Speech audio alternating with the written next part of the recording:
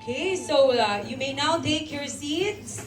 Ladies and gentlemen, and that was the OWA Philcom Chorale. Palakpakan po natin sila. Mamaya, babalik po sila at gagandahan na po ang kanilang mga music. Babawi sila sa kanilang mga music later on. Okay. Okay. So, yan po sila ating mga talents from OWA.